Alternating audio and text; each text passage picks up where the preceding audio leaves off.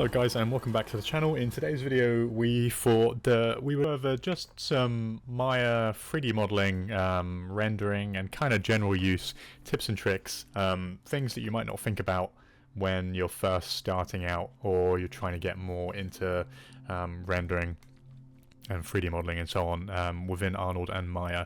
And we have a bit of a list. We're going to go over edge bevels and why that's important. Being careful not to add too many divisions to a model once it's done. I've seen a lot of people do this on their show reels before getting into various different industries like film. So we'll talk a little bit about that, and then also displacement maps and normal maps and how you can utilize those to improve your work. So let's go ahead and get started talking about edge bevels. Okay, so what are bevels? If I go ahead and create a cube, just because it's going to be one of the simplest objects for us to look at to demonstrate this, scale this up a little.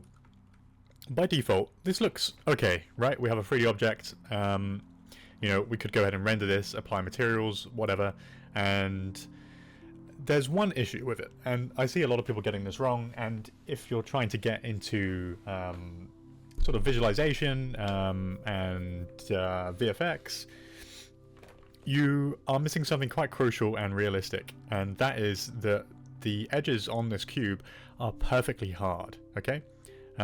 Nothing in real life has an edge perfectly hard like this, right? Like even diamond, one of the hardest materials known to man, I think they make drill bits out of and stuff. Even that, despite it being a really hard edges, has some softness to it under a microscope. Especially much softer materials like metal and wood and plastic and so on, they're going to have a softer edge. And you can see how this kind of looks just very CG, like with these infinitely hard edges that don't seem to have any thickness whatsoever, right? They come to a perfect point. So there's a couple of different ways we can handle this. We could select all the edges and just bevel them. Okay, add a couple segments and just reduce the fraction down to something a bit smaller. And this amount will depend on the material, and it's a good thing to start thinking about things when you're modeling them. What material are they made out of? You know, is it a metal? Is it a plastic? Is it a wood? Would this edge be softer than some other materials? And you can see now that I've added that beveled edge, this kind of just looks a bit more solid, a bit more realistic and grounded. It doesn't look so CG anymore now that we have these edges, okay?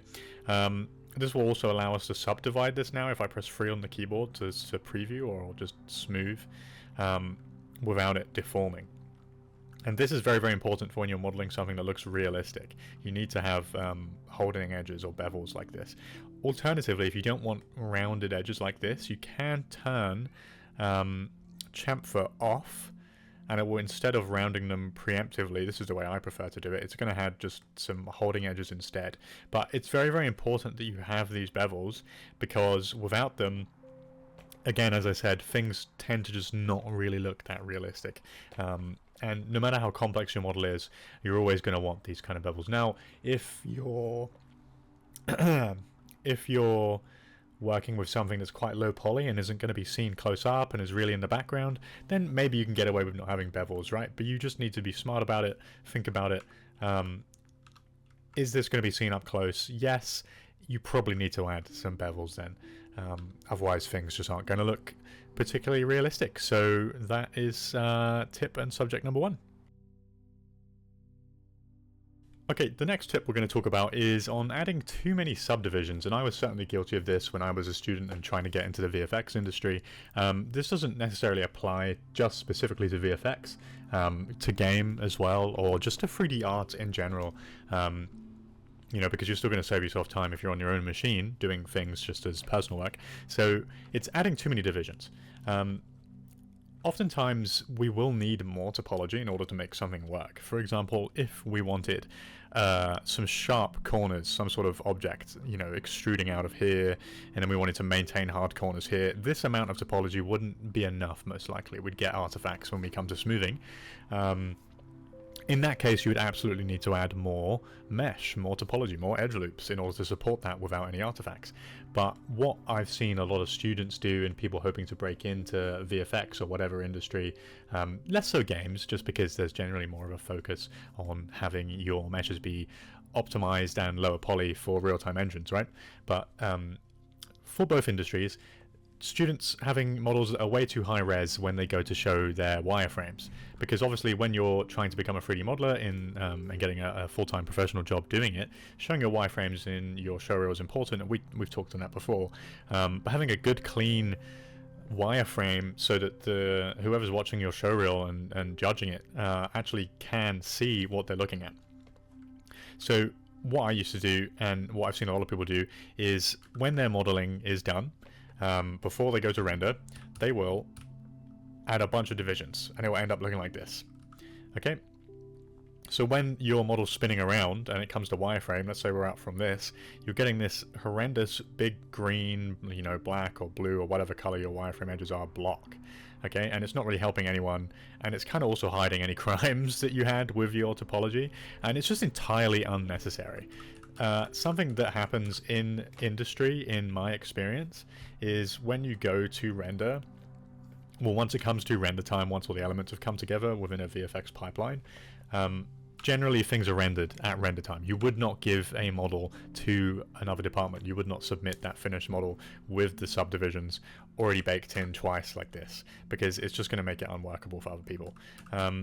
When it comes to render time, there are settings over here underneath Arnold and subdivision, and you can turn on Cat Clark and make 2 iterations. So if I was to render this now, it would render at render time, and that's what you want to do. Also to keep your viewport easier to run. You know, if you have a lot of high poly models in here, it's going to really start to slow down. You're going to notice your project file is increasing in size exponentially. And you just don't really need to, right? This model, as far as we're concerned, because we're doing subdivision modeling, is done. If I smooth preview this, it's holding the shape we need it to. You know, we have this curve, but we have the correct holding edges and bevels, so we don't actually need to subdivide this any further, okay? Like I said earlier, were we to need to add more details to this, absolutely add more divisions if necessary, and some models within a VFX pipeline are going to get quite heavy, especially bigger ones, more complicated ones, but if not, you know, don't add unnecessary divisions, you know, and certainly don't subdivide something just because the model's done. And for the love of God, please do not show a showreel with a model like this, because you can see my computer started to slow down there trying to do the subdivisions, right? This is just not, this is not good for anyone, let alone you.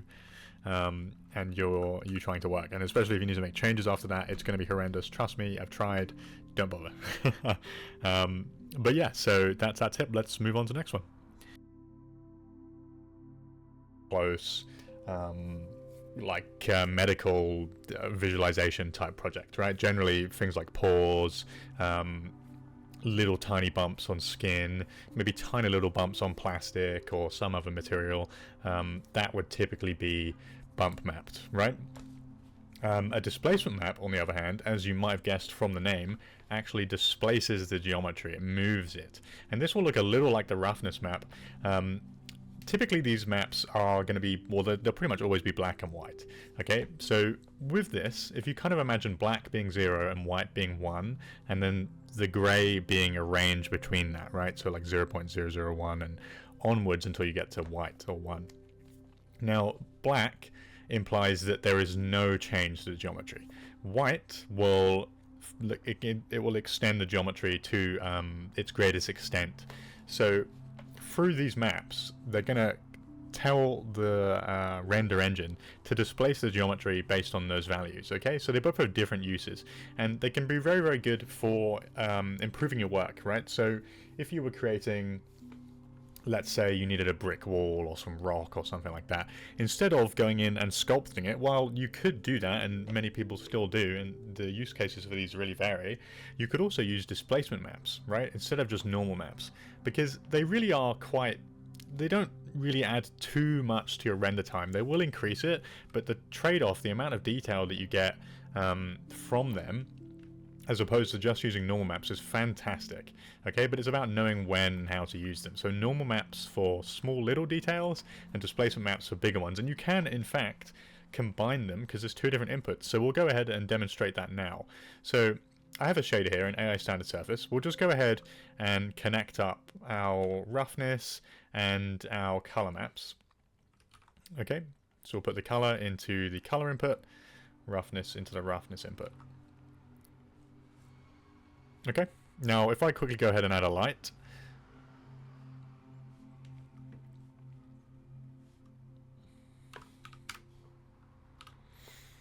We can go ahead and render this and see what this looks like once we apply the material.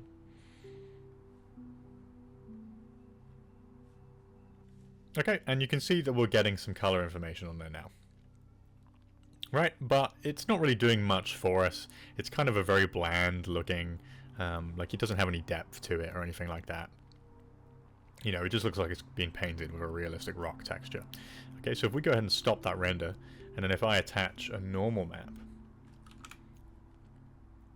Okay, it's important that when you're using Arnold, and this is generally how most other render engines work as well, you're going to have a node that will be something like normal map. In Arnold's case, it's AI normal map, and that's the AI does not stand for artificial intelligence. The AI is just, it's kind of like a shorthand name for Arnold. So if I go ahead and render this now with the normal map applied, you can see we're now getting a little bit more bumpiness. Okay, the mesh hasn't actually changed. We can perhaps show this even better if we add an image light in here. If we had an actual HDR.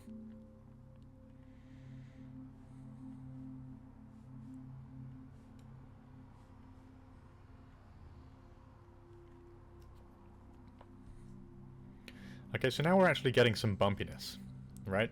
And the illusion kind of breaks as you get up close, and that's why displacement maps are a little bit more important.